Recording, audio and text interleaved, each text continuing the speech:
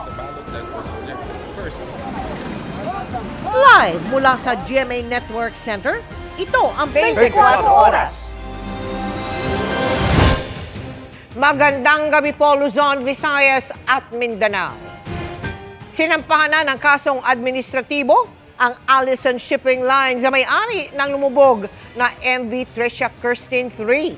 Makyat na sa 52 ang bilang ng mga nasawi, pero may mga nawawala pa rin. Overloading at overcapacity ang sinisisi sa trahedya.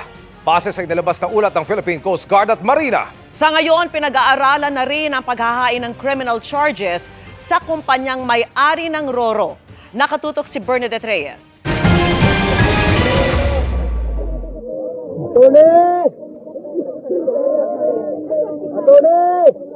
Higit 2 linggo matapos ang paglubog ng MV Tricia Kirsten, inilabas ng Philippine Coast Guard at Marina ang kanilang interim report sa dahilan ng paglubog ng Roro vessels sa karagatan ng Basilan. Overloading at overcapacity ang sinisisi sa trahedya. May mga inconsistencies din sa bilang ng mga pasahero base sa manifesto kumpara sa bilang na hawak ng Philippine Coast Guard ngayon. Lumabas din ang inconsistencies, no? Which is still subject to further validation by the Coast Guard. Doon sa numero ng pasahero as per the passenger manifest, kumpara doon sa mga numero ng survivors or still missing at recovered. So yan ay talaga namang inaaral pa ng Coast Guard. Kanina, isa pang bangkay ang na-recover mula sa lumubog na barko, kaya umakyat na sa 52 ang bilang ng mga nasawi. 27 naman ang nawawala pa, habang 273 ang bilang ng mga nakaligtas. Kung susumahin ang mga numerong yan, lagpas na sa maximum vessel capacity na 352. Sabi pa sa report, tinansya lang daw at hindi tinimbang ang bigat ng mga sasakyan na sinakay sa barko. May kakulangan din sa kakayanan ng mga tripulante. May nakita din pong poor seamanship. Ibig sabihin yung competence ng mga tripulante. Lalo na nung nagsimulang pumasok yung tubig sa barko. Pinagtataka ng DOTR bakit pinayagan pang bumiyahe ang barko gayong may mga safety issues na pala ito. Bagamat, meron talagang safety deficiencies that they themselves documented. That's the issue here. No, ba't ka magbibigay ng seaworthiness certificate, meron ka nakitang safety deficiency. Ang Marina ba bound to accept the recommendation despite the glaring inconsistencies or safety deficiencies that are duly documented? Dapat po hindi tinanggap ng Marina. Tanggap naman ng Maritime Industry Authority ang kakulangan sa panig nila. Under our procedures, ang last talagang magsasabi at mag-i-issue ng safety document is the Marina. No? So, sa ngayon, we will improve on the monitoring and oversight of how these are issued. So, in the short term, we are validating all the condition and we are conducting a nationwide compliance monitoring. Ngayong araw, sinampahan na ng kasong administratibo ang Allison Shipping Lines na may-ari ng barko, pati na mga ship officers at mga tripulante. Bukod sa kasong administratibo, pinag-aaralan na rin ngayon ng DOTR ang pagsasampa ng criminal charges. Nakikipag-ugnay na sila sa Marina at PCG kaugnay nito. Kapag may lumabas sa investigation during the hearing na there is gross negligence on their part, papakasuhan din po natin ng criminal case. Para kay Nur Hussein Sali na isa sa mga nakaligtas sa lumubog na barko pero nasawi ang kanyang kapatid, hustisya ang panawagan nila. Dapat may makulong, may managot. Naramdaman ko ang barko na yon, parang nabibigatan siyang tumakbo. Sabi ko na sa isip ko, overloaded ito. Overloaded sa cargos, overloaded sa capacity ng passenger. Alam mo ba ma'am, lahat ng gamit nila, puro bulok. Kabilang sa mga nawawala pa rin ang mga kaanak na magkapatid na Ruhida at Rids Mahal. Sana makuha man lang namin, mailibing namin ng maayos. Kasi ma'am, halos kinuha po lahat sa amin. Nawalan ng haligi at ilaw ng tahanan. Yung Siniguro naman ng PCG na tuloy-tuloy ang kanilang operasyon para mahanap pa ang mga nawawala. The public is assured that the Coast Guard will sustain these operations until all bodies are found. Its passenger capacity, authorized passenger capacity is 352. Pag idagdag po natin yung allocated for the officers and crew, the report here is it will result in 388. So 388 minus 369, mayroon pa pong 19 na unfilled capacity. But I have to emphasize, this is a live document. This can change because the operation is still ongoing. Sinibak na sa pwesto ang ilang personnel ng Marina at PCG sa Region 9. Suspendido na rin ang accreditation ng Orient Registry Shipping na tumingin sa kalagayan ng MV Tricia Kirsten 3. Para sa GMA Integrated News, Bernadette Reyes, nakatutok 24 oras. Iniutos umano ng mismong commander ng Regional Mobile Force Battalion 14B ang pananakit sa mga bagong destinong pulis sa Basilan, ayon sa tagapagsalita ng pulisya. Nadagdagan din ng mga pulis na sinampahan ng reklamong paglabag sa anti-hazing law. Nakatutok si June Veneracion. Isang linggo matapos ang hazing incident na yan sa ilang bagong destinong pulis sa Lamitan, Basilan. Umabot na sa 54 na pulis ang nasampahan ng reklamong paglabag sa anti-hazing law at inaasahang madadagdagan pa. Pinapakita nito ang lalim at lawak ng naging paglabag at nais naming bigyan diin na ang Philippine National Police ay malinaw na pulisiya ng zero tolerance kaugnay sa nasabing hazing. Maaaring makulong ng 12 taon hanggang 40 taon ang mga sangkot, depende sa bigat ng kanilang partisipasyon. Posible rin silang pagbayari ng 1 hanggang 2 bilyong piso bilang danyos. Ito na po ay nasa piskalya na po at sila po ang mag-a-assess kung ito po ay malakas po ang kaso natin sa mga nakasuhan po. Ayon sa tagapagsalita ng PNP, base sa affidavit ng mga saksi at biktima, lumalabas na ang nasampahan ng reklamong commander ng Regional Mobile Force Battalion 14B na si Colonel Joel Estaris ang nagbigay ng verbal instruction sa mga sangkot sa hazing. Hindi man siya aktual na nanakit, pero nasaksihan niya raw ang hazing. Bagamat hindi natin nakuha yung mga individual na specific na instructions ng ating force commander, pinagpapalagay natin na ang lahat ng utos ito ay nanggaling sa kanya. Base na rin sa kanyang pwesto at sa kanyang designation bilang force commander. Patuloy pa rin namin sinisikap na makuha ang panig ni Colonel Estaris at iba pang sangkot. Para sa GMA Integrated News, June Veneracion, nakatutok 24 oras. Arestado ang isang cellphone repairman sa Agusan del Norte matapos umanong kunin at ipakalat ang pribadong video sa pinaayos lang sa kanyang gadget. Nagbabalik si June Veneracion.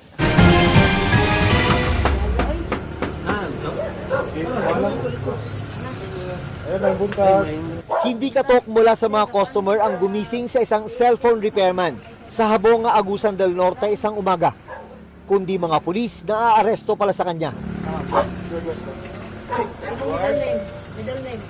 Sa bisa ng cyber warrant mula sa korte, nakita sa cellphone ng repairman ang mga pribadong video ng kanyang customer.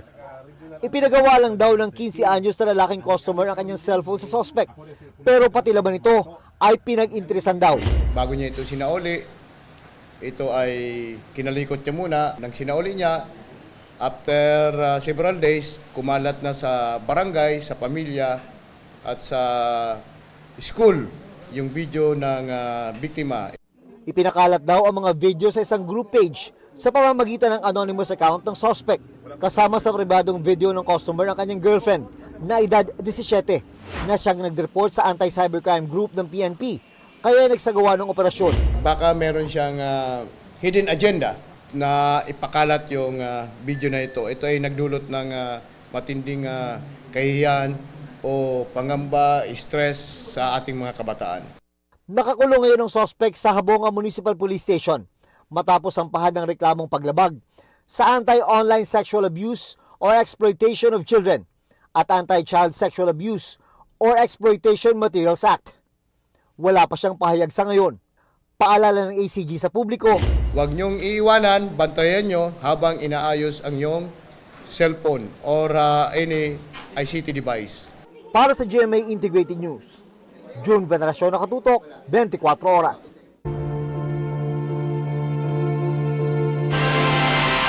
Hiniling ni na dating District Engineer Bryce Hernandez at JP Mendoza sa Justice Department na huwag gamiting ebidensya ang kanilang mga sinumpaang salaysay noong nag-a-apply pa sila para makapasok sa Witness Protection Program.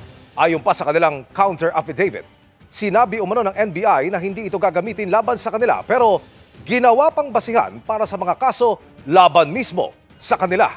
Nakatutok si Joseph Morong. Exclusive. Sa kontra-salaysay o counter-affidavit na isinumite ni na dating Bulacan 1st District Engineers Bryce Hernandez at JP Mendoza kaugnay ng preliminary investigation sa manumalyang flood control project sa Pandi, Bulacan. Hiniling nila sa Department of Justice na huwag gamitin bilang ebidensya ang kanilang mga sinumpaang salaysay na isinumite nila nung nag-a-apply sila para makapasok sa Witness Protection Program. Kabilang dito ang whistleblowers report na isinumite nila noong September 4, supplemental affidavit at panghukumang salaysay noong Oktubre. Sanabihan daw sila noon ng NBI na hindi gagamitin laban sa kanila ang kanilang mga salaysay. Pero sa halip, ang nangyari daw, ginamit daw ang mga ito bilang basehan ng kaso laban sa kanila. Dagdag pa ni Hernandez, tila nabudol daw sila at pressure lamang daw siya na pirmahan ang mga salaysay nang hindi pa niya ito nare-review. Ginawa daw nila ang salaysay dahil sabi sa kanila ng NBI gagamitin daw ito laban sa ibang opisyal ng gobyerno at para makatulong sa kanilang aplikasyon sa Witness Protection Program o WPP. Pero hindi sila nakasama sa mga pinasok sa WPP. Sabi ni Hernandez, tinanong daw siya ng NBI ukol sa modus operandi sa flood control project. At ang mga sagot daw nila naging basihan sa ginagawang investigasyon ng gobyerno laban sa ilang personalidad tulad na Senador Joel Villanueva, Senador Jinggoy Estrada, dating Congressman Saldi Co, dating DPWH Undersecretary Roberto Bernardo at iba pa. Kasama rin dito ang tungkol sa kanilang pagkakasangkot sa umano'y mga maanumalyang flood control project. Sabi ni Hernandez at Mendoza ang paggamit ng kanila mismong salaysay laban sa kanila ay paglabag laban sa self-incrimination. Kinumpirma ng kampo ni Hernandez na isinumit na sa DOJ ang affidavit pero hindi na sila nagdagdag ng komento dahil magiging unfair o hindi raw ito patas sa investigating panel at sumasailalim pa ang reklamo sa pagdinig. Ayon sa Department of Justice, may mga ilang kaso silang isinampa kaugnay ng mga manumalyang flood control projects ang gumamit ng mga testimonya ni dating DPWH Engineer Bryce Hernandez. I would say certain statements led us to those evidence. Kasi pira-pirasong ebidensya. Definitely, may mga nakuha at napulot na particular statements na nagamit sa mga kasong nakasalang. Pero may iba pa namang mga testigong inaasahan ang DOJ. Hindi biro-biro yung magbaliktad ng statement, di ba? Kasi sworn statement yan. May kinakaharap ka na mga consequences. Sa ngayon po, yung atin naman po mga witnesses, yung mga patuloy silang nakikipag-cooperate sa atin. Tumanggi naman magdagdag ng komento ang DOJ para hindi mapangunahan ang resulta ng preliminary investigation. Nakakulong ngayon sa New Quezon City Jail sina Hernandez at Mendoza kasama si dating Senador Bong Revilla at ibang akusado sa mga kasong graft at malversation patungkol sa iba pang ghost project sa Pandi, Bulacan. Para sa GMA Integrated News, Joseph Morong, Nakatutok 24 Oras. Sa halip na preliminary investigation, tulad sa ibang idinadawit sa flood control scandal, case build-up ang inirekomenda ng Senate Blue Ribbon Committee para kay dating House Speaker Martin Romualdez. Pero paglilinaw ng chairman ng komite, hindi pa pinal ang kanilang report dahil hindi pa tapos sa mga pagdinig. Nakatutok si Mau Gonzalez. Hindi kasama si dating House Speaker Martin Romualdez sa mga inirekomenda sa partial committee report ng Senate Blue Ribbon Committee na isailalim sa preliminary investigation. Sa halip na preliminary investigation, case build-up ang kanilang rekomendasyon ayon kay Committee Chairman Senador Ping Lacson. Wala raw kasing validation o corroboration sa paratang na tumanggap umano siya ng flood control kickbacks. Kay Speaker Romualdez, ang recommendation doon sa kanya, i-pursue yung mga ebidensya na nakalap patungo sa preliminary investigation. Kumbaga, pero wala pa doon. So, more on investigation, ibig fact-finding sabihin. o kaya case build-up. At saka yung inirecommend siya para sa yung AMLAC magsagawa ng tracking no mga movement ng accounts. Sabi ni Lacson, ang basehan ng rekomendasyong ito ay ang pahayag ni Orly Guteza na nagpakilalang security aide ni dating Congressman Zaldico. Si Guteza ang nagsabi sa pagdinig na personal siyang naghatid ng pera sa mga bahay ni Nako at Romualdez. Ang tawag niya sa idine-deliver na pera, basura. Sa personal daw na karanasan ni Guteza, 3 beses siyang naghatid ng pera sa bahay ni Romualdez mula sa tirahan ni Ko. Dati nang itinanggi ni Romualdez at Ko ang mga paratang.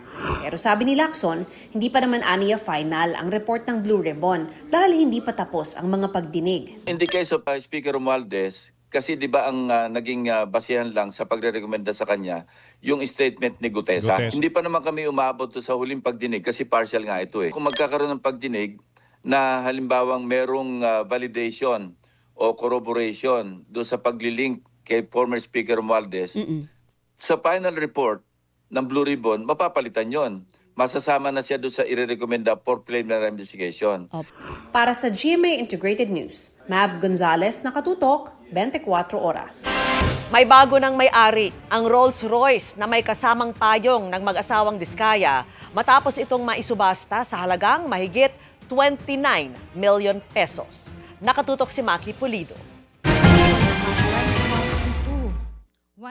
Naisubasta na sa public auction ngayong araw ng Bureau of Customs ang kontrobersyal na Rolls-Royce Cullinan ng mag-asawang kontraktor na Curly at Sara Diskaya. Ito yung sasakyang binili umano ng mga Diskaya dahil sa libreng payong. Mahal yung payong. Ang tanging nagbid si Pio Velasco, ang founder at CEO ng theme park sa Baguio na Igorot Stone Kingdom. This car is historical kasi nga it opened the floodgates of the interest of the nation to this rampant corruption. Sa bid na 29,026,000 pesos niya ito nakuha, mas mataas lang ng 1,000 sa floor price na itinakda ng customs. Pag-iisipan pa raw nila kung i-display ito sa theme park nila sa Baguio City. Kahit fully paid na ang nanalong bidder dito sa Rolls-Royce ay hindi pa nila ito maiuwi. Isang dahilan, kailangang maklear muna ng bangko ang checkeng ipinambayad sa Bureau of Customs. It will still have to undergo clearance, no? Mag-issue pa ng gate pass. We'll also coordinate with LTO. Ngayon na lang sa ikatlong public bidding na ibenta ang Rolls-Royce. Failed bidding o walang nagbid sa ipinasubastang 7 iba pang luxury vehicle ng mga Diskaya, maging sa 2 Bugatti Chiron na konektado naman sa Pogo, kung saan 3 lamang ang sumaling bidder sa subasta. Dahil nakailang failed public bidding na ang 4 sa mga Diskaya luxury vehicle, pati na ang 2 Bugatti Chiron, pinag-aaralang sa halip na muli itong ipasubasta, maaring tumanggap na ng direct offer ang customs. Ito yung sa halip na magtakda ang customs ng presyo para sa opening bid, ang interesadong bibili na ang mag-aalok ng presyo. Kung ganitong failed siya ng failed, and alam nyo naman, kapag tumatagal yung sasakyan sa exposed under the elements, nagdi-depreciate lang siya, we have to, yun yung balance na kailangan namin i-determine, no? Itinakda ang susunod na public auction sa February 25. Para sa GMA Integrated News, Maki Pulido, nakatutok, 24 oras. Happy midweek, chikahan mga kapuso! At abisala maestetera. Hindi na iwasang mapareminis ni Kylie Padilla sa pagkamatay ni Sangretera na kasing sakit daw nang minsan ding magbuwis ng buhay ang character niyang si Amihan para sa Encantadia. Makichika kay Aubrey Carampel.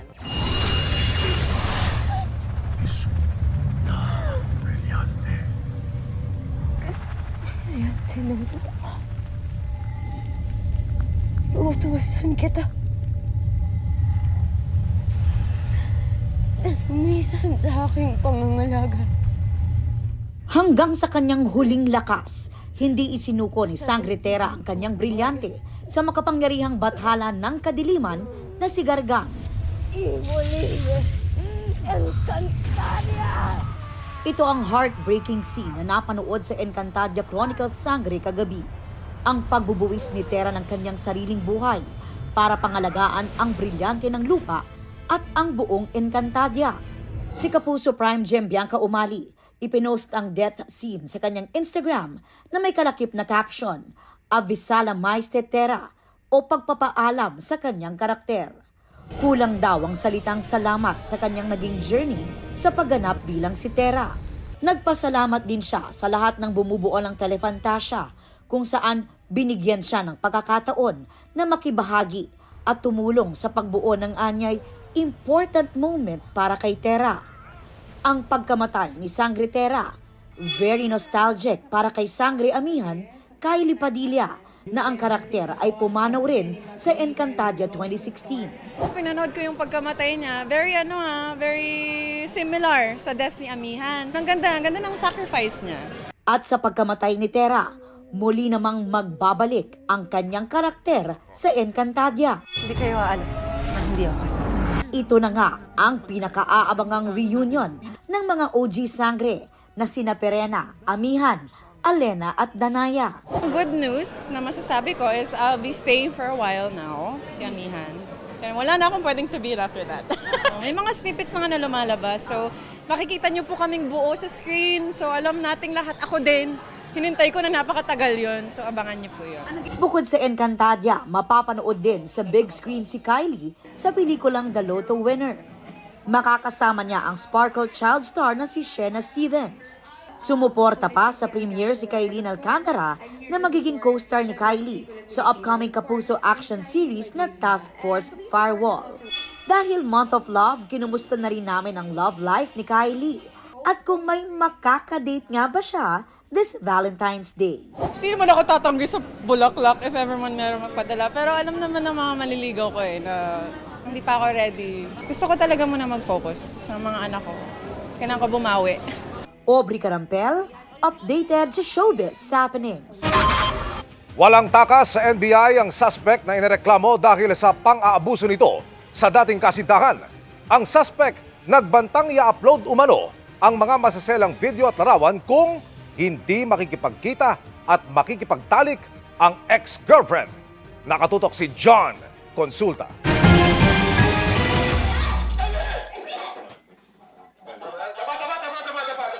Pagbukas ng pinto ng motel, agad pinasok ng mga tauhan ng NBI Fraud and Financial Crimes Division ang kwarto at inaresto ang suspect na inireklamo.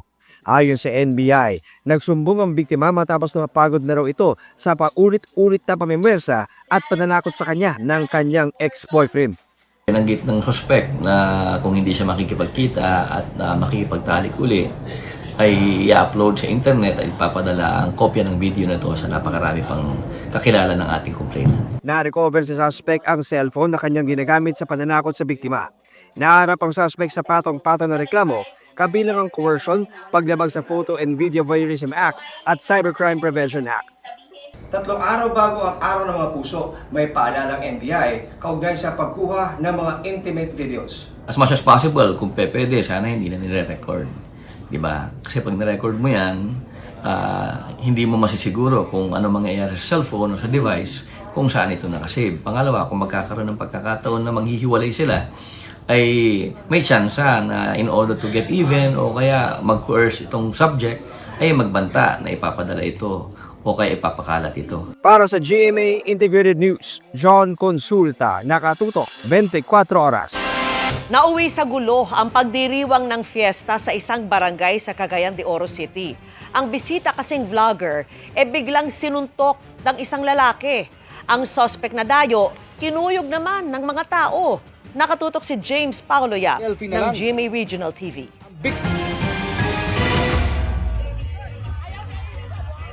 Biglang nahinto ang masayang concert sa fiesta sa Barangay Ipunan, Cagayan de Oro City. Nang biglang umakyat sa stage ang isang lalaki at sinuntok ang guest na si Buano Vlogger.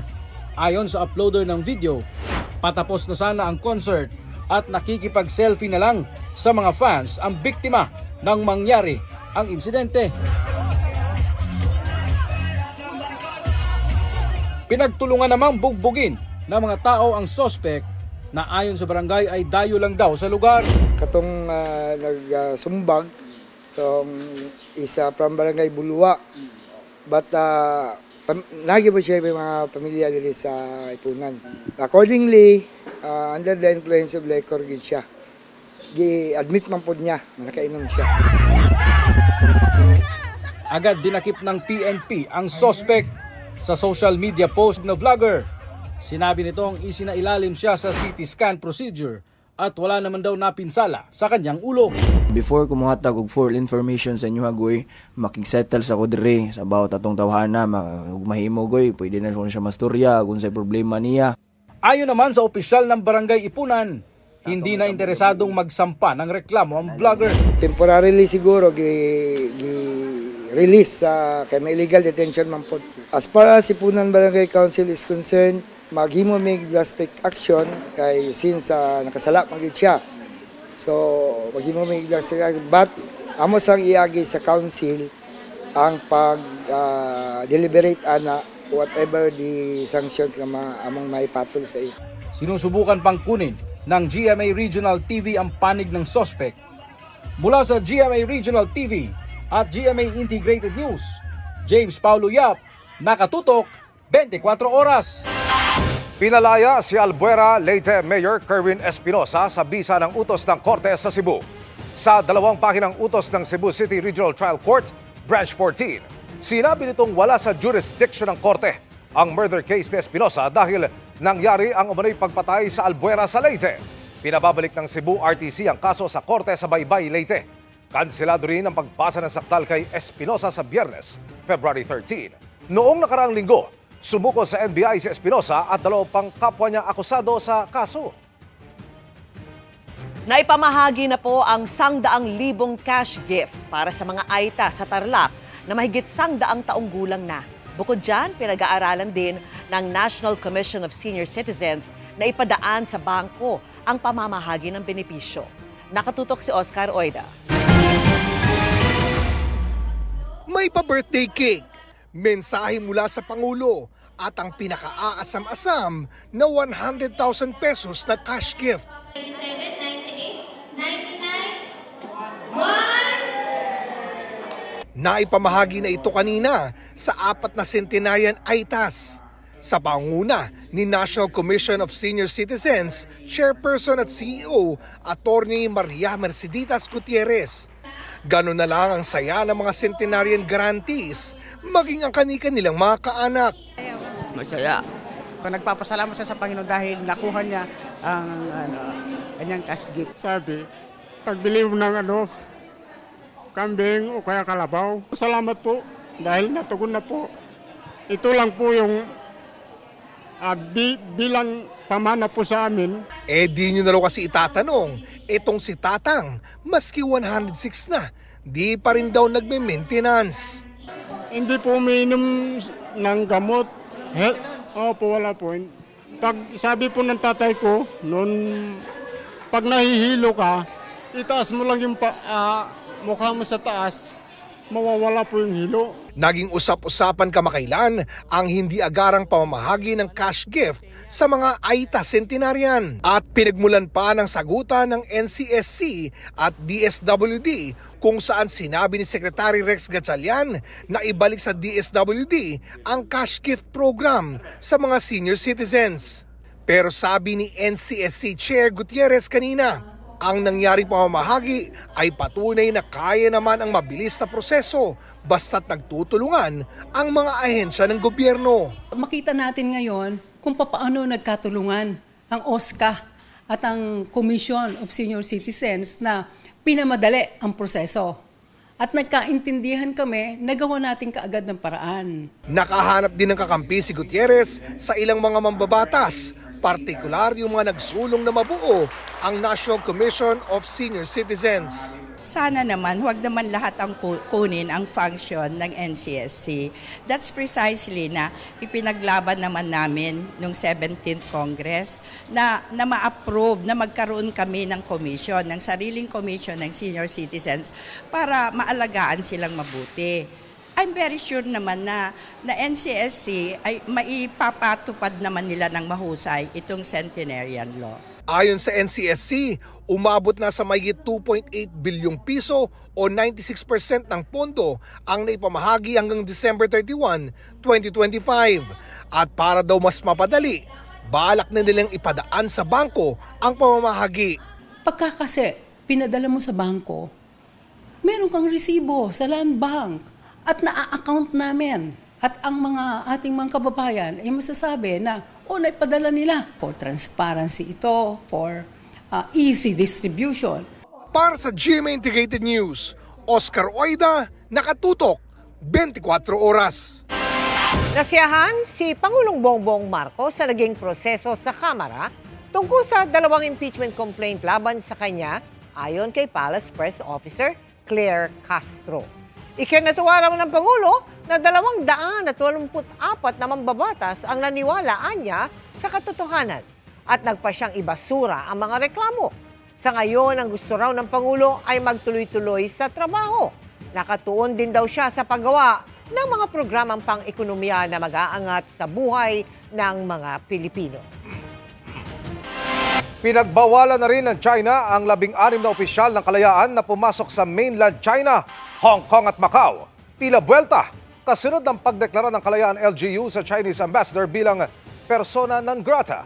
Nakatutok si JP Soriano.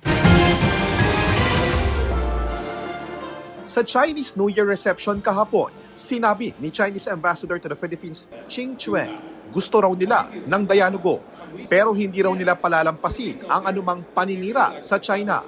At habang ginaganap nga ang Chinese New Year Festival kahapon, ito ang pinost sa Facebook ng China Embassy sa Pilipinas.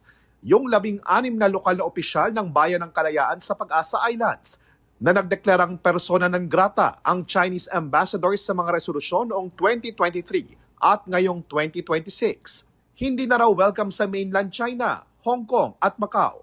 Kasama sa listahan si Kalayaan Vice Mayor Maurice Philip Alexis Albaida. Kung kami man po ang mapabilang po sa 16 na ipinagbabawal ng bansang China or sinabing unwelcome doon, ikinararangal po natin ito bilang mga Pilipino dahil tayo po tumindig at nanindigan para po sa ating bansa, nanindigan po tayo para po sa ating bayan. Suportado raw ni Interior and Local Government Secretary John Vic Rimulya ang resolusyon ng munisipyo ng Kalayaan.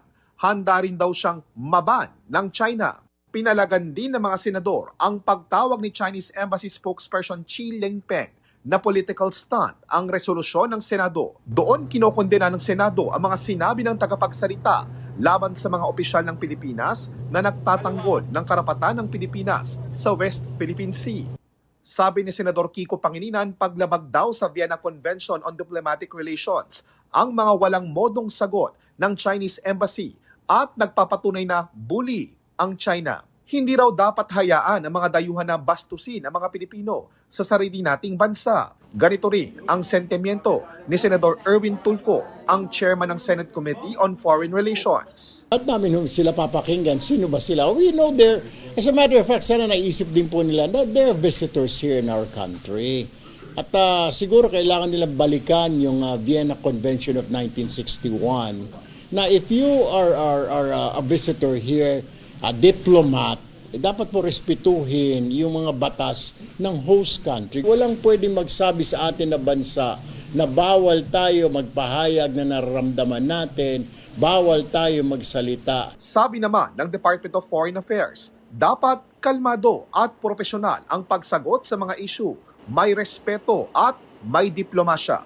The DFA urges that such responses be made in a calm and professional manner, conscious of the mutual respect that must prevail in all diplomatic interactions.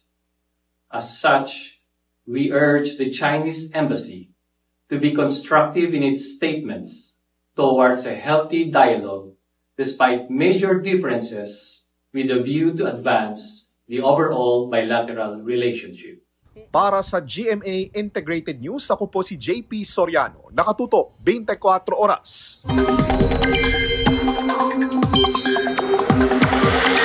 Mga kapuso, posible pa rin makaranas ng pag-ulan sa ilang bahagi ng bansa. Base sa datos ng Metro Weather, may tsansa na ng ulan sa umaga sa Mindoro, Palawan, Quezon Province, Bicol Region, Samar at Leyte Provinces, pati sa Panay at Negros Island.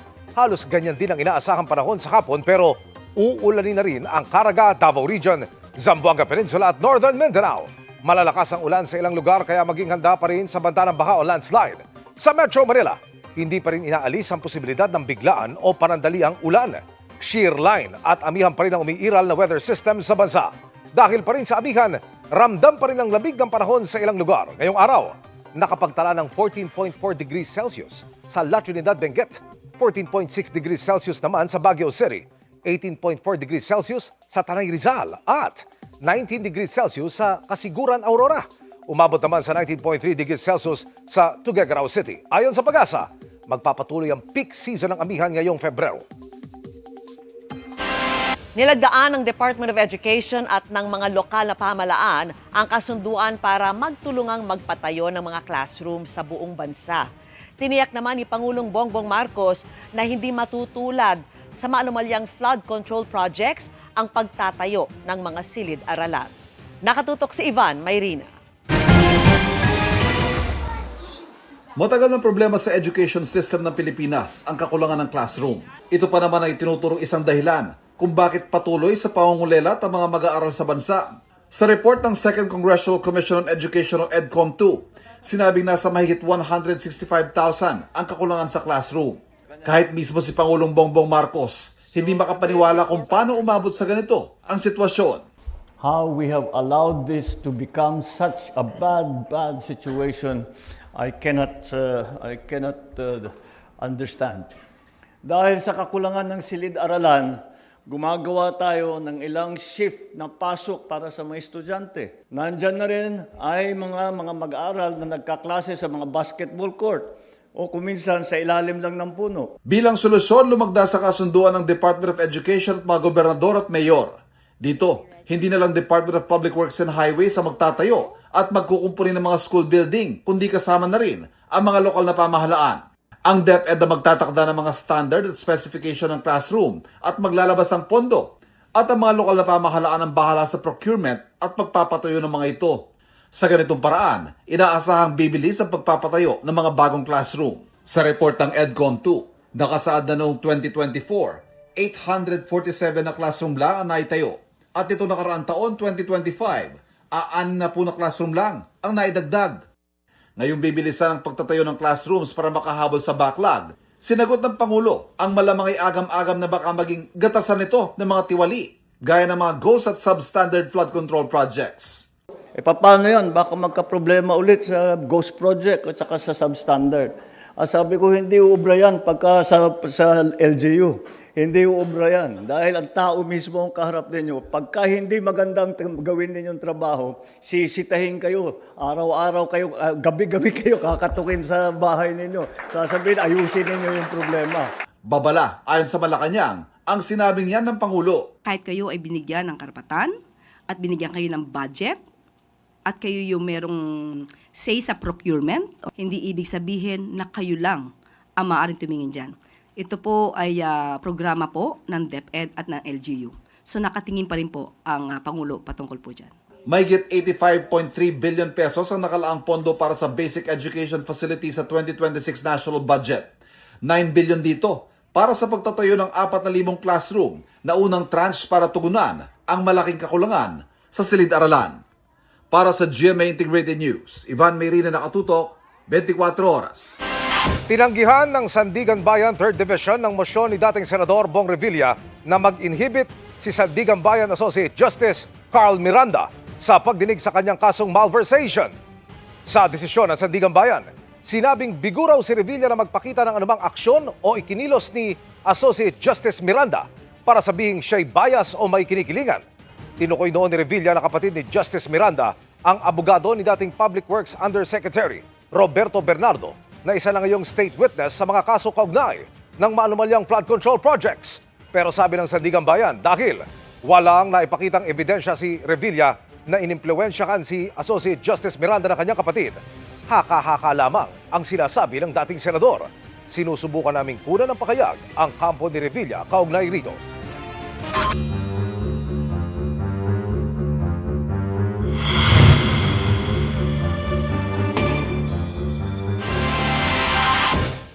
Mahabang pila, mabagal at pahirapang pagproseso sa pagkuha ng dokumento sa opisina o ahensya ng gobyerno.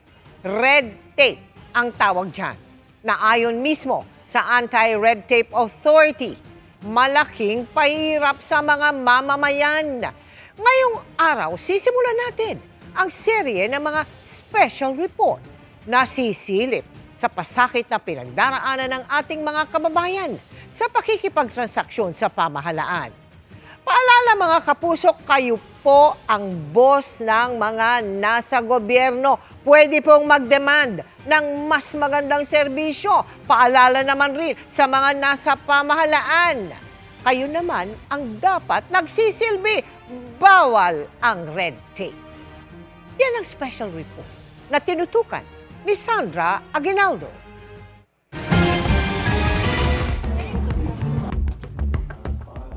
Sa pagpasok ng bagong taon, usap-usapan ang post ng vlogger at road safety advocate na si James Dikin.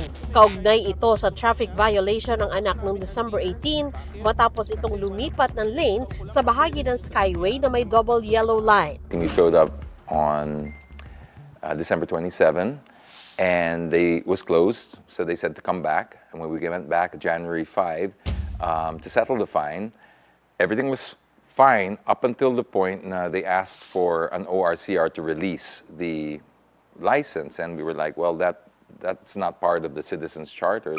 Sumunod pa rin daw sila sa sinabing proseso, pero pagbalik, You can't collect your license because it's been suspended for 1 month. We said, how come? And they said, because you exceeded the 15 days. Out of 15 days, you were only open 4. And they said, yes, we count the holidays and we count the weekends. ang pagsama ng Land Transportation Office ng mga holiday at long weekend sa pagbilang ng 15-day deadline ang pangunahing issue ni Dikin.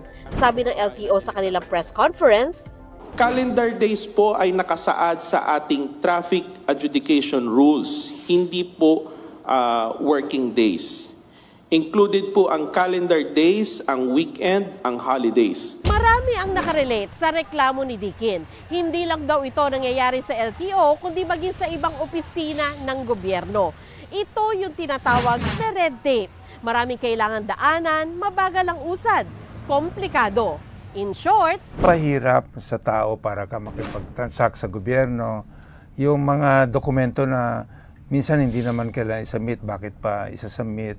Yung mahaba ang pila, yung pahirap mag-process ng application at matagal ang proseso. sa maraming bahagi ng buhay ng mga Pilipino, kailangan makipagtransaksyon sa gobyerno, gaya ng pagkuha ng dokumento na requirement sa trabaho, pag-claim ng benepisyo, pagpapagamot, at maging pagte-travel. Ang ARTA o Anti-Red Tape Authority ang pangunahing ahensyang nagtataguyod para mapabilis at maayos ang serbisyo ng gobyerno sa publiko. Ang LTO na inireklamo ni Dikin, ikalawa sa top 10 most complained national government agencies list ng ARTA noong December 2025. Nanguna dyan ang FDA, nasa listahan din ng BIR, PSA, LRA, DFA, SEC, DSUD, DNR, BOC at NTC. Sa mga government-owned and controlled agencies o GOCC, pinakamaraming reklamo sa SSS, kasunod ng Pag-ibig, BSP, GSIS, PhilHealth, PhilPost, NHA, Land Bank, MWSS at PCSO. Pero paglilinaw ng ARTA, hindi ito refleksyon ng kabuang performance ng mga ahensya. Ang SSS, individual, ang karamihan complainant. Di ba thousands yung stakeholders ng SSS eh. Sa food and drug, marami talaga nagko-complain dyan because yung mga companies, inaction na naman ng FDA kagad yun. Ibang usapan pa yung proseso sa mga local government units na inirereklamo din daw ng publiko. We have sent notices to explain to the various LGUs. More than 100 did not even respond. Sa isang opisina ng gobyerno, nakilala namin si Matt na bahagyang umiinit ang ulo sa paglalakad ng papeles. Nag-absent siya sa trabaho para dito. So, dumaan ng tanghalian, paano ka kumain? Wala, ma'am. Hangin lang, ma'am. Hihinga lang ako ng malalim. Wala naman talaga ma'am ipangkakain. Talagang umabsent lang talaga ako, ma'am, para maasikaso lang to. Sobrang bagal niya dahil nga sa kakulangan talaga ng tao. Si Lorenzo, naglalakad ng dokumento para makapag-apply ng trabaho. 3 government agency raw ang pinuntahan niya sa araw na ito. mula umaga hanggang hapon. Basta mag-abot ng maghapon, 6 na oras din siguro po. Lakad mo na yung pong 3 requirements ko para sabay-sabay ko na pag-submit. Lahat ko na submit yung papel na inihingi nila. Tila tinanggap na ng maraming Pilipino na kung makikipagtransaksyon ka sa gobyerno, kailangan maglaan ng mahabang oras. Pero ayon sa Dean ng Ateneo School of Government, hindi dapat ganito. Ang red tape sa gobyerno, hindi lang daw nakakaapekto sa ihilan, kundi sa bansa mismo. The reason why we standardize our processes is so that we can remove spaces for possible corruption. So the very thing na gusto sanang tanggalin, nagiging daan para magkaroon na naman ng espasyo para sa mga questionable at corrupt practices. Kung mabagal at hindi maaasahan ang mga proseso sa gobyerno, nagiging daan nila ito sa katiwalian. Kaya siguro naghahanap yung iba ng connection sa loob. Paano ba? Tulungan nyo kami kung paano aayusin itong mga or makakasagot dito sa mga proseso na ito. Hindi dahil bahagi na ng kulturang Pinoy. Posible rin, no? Posible rin kasi kahit na computerized na yan, malaki pa rin yung human intervention. Sa ilalim ng Republic Act 11032, batas na nagpo-promote ng ease of doing business and efficient delivery of government services, nakasaad na nakapaskil dapat ang Citizens Charter sa entrance ng mga opisina ng gobyerno na naglalaman ng kanilang service standards. Kasama dito yung impormasyon kung gaano katagal ang proseso, mga requirements at magkano ang singil. The agency or the LGU has 3 working days to respond to that. When the transaction is complex, it has 7 working days to respond. When it's highly technical, they have 20 working days to respond subject only to 1 extension. Ang mga taga-gobyernong mapapatunayang nakipagsabwatan sa mga fixer, pwedeng masuspinde o kaya'y tuluyang maalis sa trabaho at makulong. Ang reklamo ni Dikin sa proseso ng LTO nakarating sa ARTA, kaya nagkusa raw silang tingnan ito.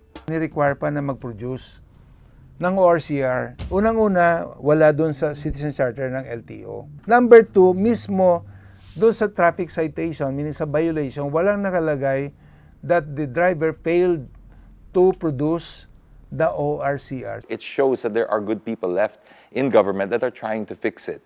Nitong January 9, naglabas ang LTO ng bagong kautusan para linawin na ang 15-day settlement period para sa traffic violations ay working days. Sabi ng ARTA, makikita sa sitwasyong ito ang kainaman kung nagsasalita ang mamamayan. Kung may paglabag, pwedeng magsumbong sa ahensya, pero pwede rin magsumbong sa ARTA mismo sa pamamagitan ng inilunsad nilang Artificial Intelligence Chatbot na kung tawagin ay Tala. Hi Tala! Hello! How can I assist you today? Sige po, maari ko bang i-encode agad ang inyong complaint? Kung organisado tayo, mas malakas yung boses natin, no? Mas malakas yung pressure na magagawa natin to push the government, no, to do something about these things. Sa makatuwid, isa sa pinakamabisang panlaban sa red tape ay ang mga mamamayan mismo. Para sa GMA Integrated News, Sandra Aguinaldo, nakatutok 24 oras. May palitan umano ng text message sina Pangulong Bongbong Marcos at dating Undersecretary Adrian Bersamin kaugnay sa kickback sa flood control. Ayon sa nagsiwalat nitong si Representative Antonio Tino na isa sa nag-endorso ng impeachment complaint laban kay Marcos, lumalabas na bagman ng Pangulo si Bersamin. Depensa naman ng palasyo, wala itong katotohanan. At nakatutok si Tina Pangiliban Perez. Pinatay at inilibing na ng Kamara kahapon ang impeachment complaints laban kay Pangulong Bongbong Marcos. Pero hindi pa sumusuko ang Makabayan Bloc na nag-endorso sa pangalawang reklamo laban sa Pangulo. Pinag-aaralan daw ng grupo kung paano pa magagamit bilang ebidensya laban sa Pangulo ang umano'y palitan nito ng text messages kay dating PLLO Undersecretary Adrian Bersamin noong nakaraang taon. Mga komunikasyon sa pagitan mismo ng Pangulo at saka ni Undersecretary Adrian Bersamin. Ang lumalabas talaga ay siya yung personal runner, ibig sabihin utusan, bagman, Bersamin. Complete na po ang 7.122 delivery sa akin. Tapusin ko po computation today. That was March 24, from July 10, 2025. Ito nga yung nagpapaabot si Bersamin na meron pong cash delivery. Dadalhin natin sa 2 billion, dadalhin sa Nara residence. Okay? At ang sabi naman ng Pangulo, quote, sasabihan ko si June Baris. Quote. Sabi ni Tino, pwedeng ibangga ang umano'y text messages na ito sa pahayag noon ni dating DPWH Undersecretary Roberto Bernardo. I-correlate natin ito dun sa salaysay naman ni Bernardo na in March, meron siyang kinomplete na mga deliveries, including one delivery of, is it around 2 billion, ganon, in an armored van. Diba? Nang tanungin kung sino ang nagpakita sa kanya ng messages, sabi ni Tino, isa nga po si Congressman Liviste sa sources. Yes. Ipapakita rin niyo po ba sa amin yung pong text messages? Ako? Apa. Well, you know, it's better that, for example, Congressman Liviste be the one. Bakit? Because he can explain the provenance of these records. Siya ang mas makakapagpaliwanag kung paano napasakamay sa niya ang mga records na ito. Ayon pa kay Tino, alam rin daw ito ni Representative Egay Erice at iba pang kongresista. Sinisikap naming kumpirmahin ito kay Leviste. Pero ipinadala lang niya ang kanyang social media post na nagsasabing sa mga nagtatanong kung totoo bang may hawak siyang ebidensya, panoorin na lang daw ang mga pahayag ni na Representative Antonio Tino at Egay Erice. Sa isa namang text message, kinumpirma ni Erice na ipinakita nga ni Leviste ang sinasabing text messages ng Pangulo at ni Bersamin. Sabi ni Erice, natakot daw si Bersamin na maging fall guy, kaya gumawa raw ito ng affidavit sa bahay ni Leviste sa Taal, Batangas. Ipinakita pa raw sa kanila ni Leviste ang CCTV footage ng pagdating ni Bersamin kasama ang ilang umano'y mga abogado. Nais ngayon ng Makabayan Block sa Kamara na maggamit ang mga ito sa mga investigasyon. Hinahamon natin ang Office of the Ombudsman, gayon din ang kapulungan na ito. Itong bagong developments na ito, seryoso at hindi dapat ipagsawalang bahala. In-explore po ng Makabayan, pinag-aaralan yung pag-file ng kaso laban sa mga opisyales na sangkot. Pero sabi ni Palace Press Officer Claire Castro, wala raw katotohanan ang mga ibinabato ngayon sa Pangulo. Hindi na raw bago ang mga intriga mula sa mga taong nais siyang patalsikin sa pwesto. Para sa GMA Integrated News, Tina Panganiban Perez, nakatutok, 24 oras. Patay matapos mabangga ng humaharurot na sasakyan ng isang negosyanteng naglalakad lamang sa gilid ng kalsada sa Cebu. Bago nito, may nabangga ring nakaparadang kotse ang suspect. Nakatutok si Marie Dumabok ng GMA Regional TV. Sa isang iglap, nagwakas ang buhay ng 23 anyos na negosyanteng si Kingston Cheng matapos mabangga ng isang humaharurot na SUV habang naglalakad sa sidewalk sa lungsod ng Cebu noong linggo. Ang malagim na insidente nakunan sa CCTV. Sa lakas ng impact, tumilapon ang biktimang papunta sa isang concrete post. Maya-maya'y kita na ang ilang tao na tumakbo upang tumulong sa biktima. Naingkalit og buto diya sir, tapos nainggawas nga sakyanan, kusugin dagan, wala mihunong din. Pagtanaw na ko diya sir, naitaw nga natumba. Otong giduol na ko. Pagtanaw na ko sir, mamantong tao nga nabanggaan. Pero nabuhat na ito yung ulo sir na damage yung ulo. Pero hindi raw huminto ang driver na nagdire-diretso lang daw. Bago ang insidente, una nang binangga ng SUV na minaneho ng 21 anyos na sospek ang isang kotse na nakaparada lang sa gilid ng kalsada. Tumakas ito hanggang sa nahagip niya ang biktima na nooy naglalakad lang sa gilid ng kalsada kasama ang isang kaibigan. Tumakas ang sospek, subalit na aksidente ito na naging sanhi sa pagtaob ng kanyang sasakyan. Sa ngayon, naka-hospital arrest ang suspect. Ayon sa mga saksi, lasing umano ang suspect nang mangyari ang insidente. Pero pag-amin ng lokal na pamahalaan ng Cebu, hindi raw nakapagsagawa ng breathalyzer test sa driver nung arestuhin ito dahil wala raw ganitong kagamitan ang lungsod. Nagnegatibo naman daw ito sa liquor test sa ospital na naisagawa 12 oras na makalipas ang insidente. Katong sa nga nakadasmag ni adto sa ospital, and pag-abot sa ospital, of course nigawas nga the moment kay mo adto ka na sa ospital, ang custody ana sa ospital, and the reports were sent to me that ang atong police ni adto sa ospital, of course di good sila maka keep custody because naa naman na under influence ba sa liquor, but eventually dinhi sa ato wala man gihapon. Di ba, wa man tayo anak. So, dinhi sa tibuok Cebu, atong naibawaan, wala di tayo equipment nga ni anak. Okay? Now, the best thing that we could do right now, being lessons learned, we need to have that. Napuno ng bulaklak ang lugar na pinangyarihan ng aksidente bilang pag-alala sa kanya. Nagpaabot din ng kanilang pakikiramay sa pamilya ng biktima ang Cebu Chamber of Commerce and Industry.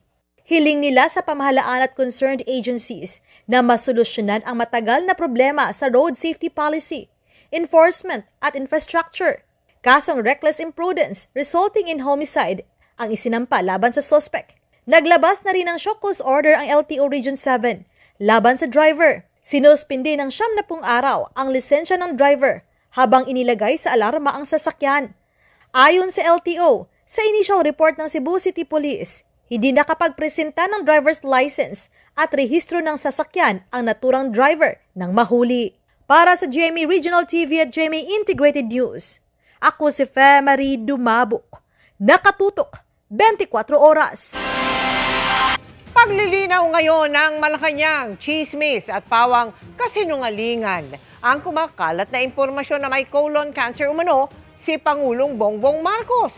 Ang sabi ni Palace Press Officer Undersecretary Claire Castro, na ipakita raw na hindi totoo ang pinalabas ng ilan dahil nakita sa isang video na itinaas pa ng Pangulo ang kanyang kamay para kumaway. Dagdag niya, nakasisira sa imahe ng Pangulo ang ganitong mga walang basehang chismis at maaari ring makaapekto sa ekonomiya ng bansa. Nasawi ang isang pagala-galang aso sa Cainta, Rizal matapos walang habas na paghahampasin ng isang senior citizen. Pero depensa ng nanakit, akma raw siyang kakagatin ng aso. Nakatutok si Von Aquino. Sa kuha ng CCTV, makikita ang isang aso na lumapit sa gate ng isang bahay sa barangay San Isidro, Cainta, Rizal pasado alas 9 ng umaga. Hindi aninag kung anong ginagawa ng aso hanggang sa dumating ang senior citizen na caretaker ng bahay. Kumuha siya ng walis tingting hanggang sa lapitan din siya ng aso at pinagahampas niya ito. Makikitang bumagsak ang aso at nagpaikot-ikot pa ito. Muli itong hinampas hanggang sa umalis palayo. Pero kumuha pa ang caretaker ng pamalo at nang makita ang aso sa tapat ng bahay ng kanilang kapitbahay, muli niya itong pinagahampas. Ayon sa nakasaksi, sinubukan niyang pigilan ng caretaker pero awa din po ako kasi hindi na po makatayo yung aso that time. Tapos, ang ginawa po niya, hindi po niya tinitigilan yung aso kahit maamo na po. Nag-decide na po ako sumigaw noon. Sabi ko, tama na po. Gumano na ako sa kanya. Tapos, hindi pa rin tumigil hanggang sa hindi na po niya kinaya. Hanggang sa namatay po yung aso. sa cellphone video, makikitang sinusubukan pang tumayo ng aso matapos ang pananakit sa kanya.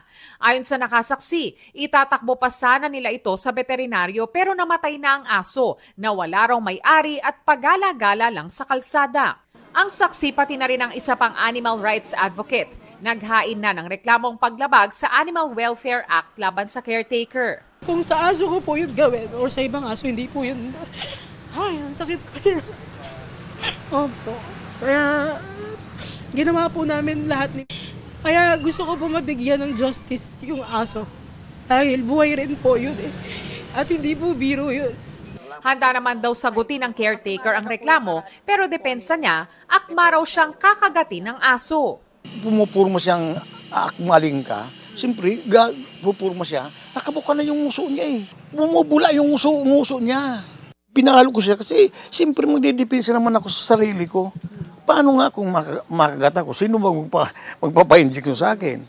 Pero ang Animal Kingdom Foundation hindi kumbinsido sa paliwanag ng caretaker. Based on the video, wala namang aggression na ginagawa. And even if maybe there was an apparent attempt to attack or to hinabol niya kasi pinuntahan niya eh.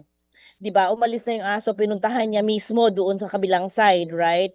Imbis na saktan, itinawag na lang daw sana ng caretaker ang pag-alagalang aso sa barangay. Hurting the dog will not stop it from being aggressive. In fact, baka pa nga ito maging ma-agit, no?